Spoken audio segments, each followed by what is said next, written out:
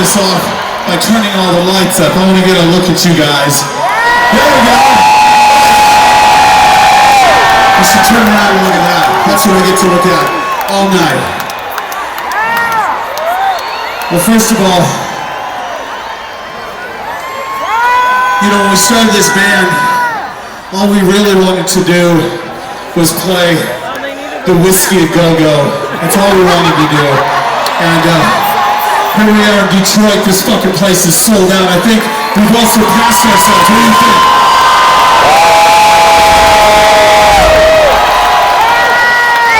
So I wanted to take a second and just go back in time and tell you guys actually why we're all here.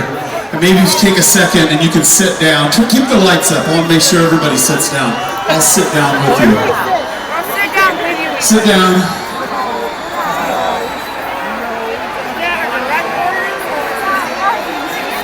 So basically, I was thinking, we wouldn't be here tonight.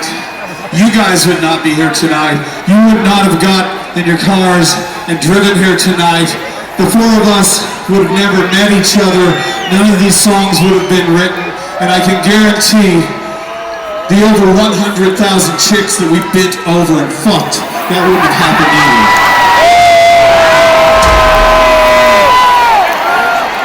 And we didn't catch one single disease. That was a lie. That was a fucking lie. We had a doctor on call.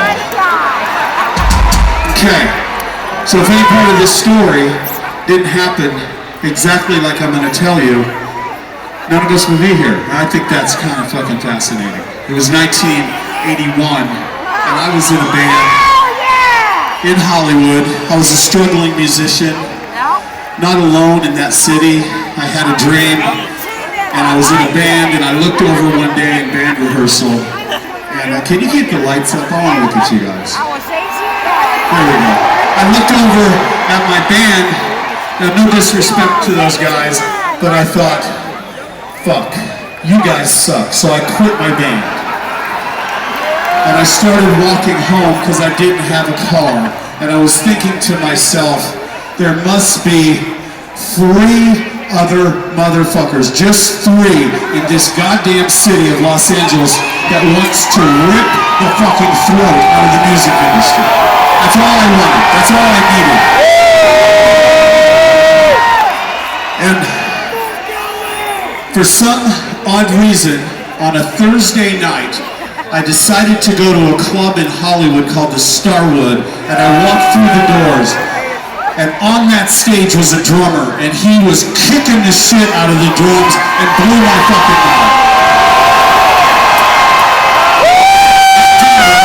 He was wearing girls' spandex pants as well. Is Tommy Lee. There he is.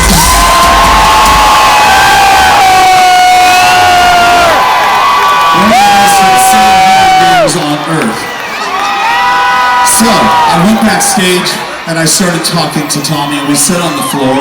I had a rum and coke, he had a couple beers, and we talked about a couple things. We talked about how much we loved fucking punk rock, and how much we loved heavy metal, how much we loved all these bands that came out of the 70s, like Queen and David Bowie and Slade, and Alice fucking Cooper. So we decided to start a band. I was living at this girl's house, and we set up bass and drums in the living room of that house, and we were playing these songs: Too Fast for Love, On With the Show, Starry Eyes, Merry-Go-Round. Let me see, did I forget anything? Public Enemy #1. Okay, so you get the idea. And we were fucking serious as a fucking heart attack.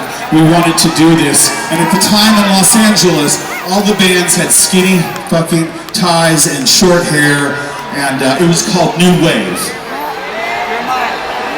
And I don't know about you guys in Detroit, but to me, that shit sucked fucking balls, right? So me and Tommy said, we need a guitar player that's a heavy motherfucker. and we couldn't find one. And then one day we picked up this magazine called the Recycler Magazine, and it simply said, loud, rude, aggressive guitar player available. Call me. My name is Nick fucking Sixx.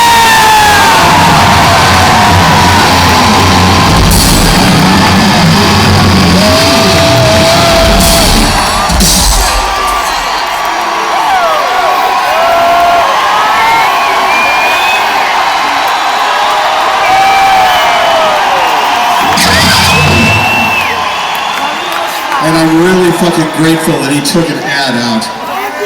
And so should you, because we probably wouldn't be here. Again, if anything in this story didn't happen, just like I'm telling you. So we were sitting out there, we were playing these songs, and we were fucking defining ourselves. And we didn't want to look like anybody, and we didn't want to sound like anybody, we didn't want anything to do with anybody else. But we were missing one fucking piece of the puzzle, a very important piece of the puzzle, and that's the lead singer.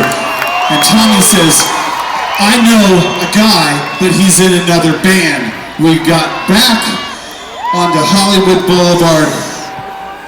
We went and we saw the singer, and he stood on stage in white leather pants, a white leather jacket, white fucking hair, black fucking makeup, and he was singing. I never heard a voice before. And on top of that, there were girls in the front row that were taking their pussies out of their pants and were throwing them at him.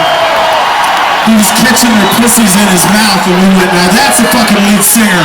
And that is Vince fucking Neil right there. Where is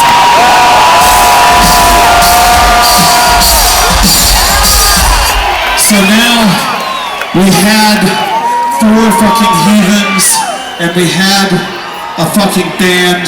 We didn't even have a band name yet, and this is what happened. We went to Burbank, California. We took our money and we pulled it together for one rehearsal space, for one day, one fucking chance and one chance only. And I handed Vince the lyrics to Livewire. And Nick, and he said, I got this motherfucker. And Nick ripped into the riff. Tommy started pounding on the drums, I picked up the bass, and at that moment, Detroit, at that fucking moment, in Los Angeles, California, January 17th, 1981, this motherfucker was born, Motley Crue!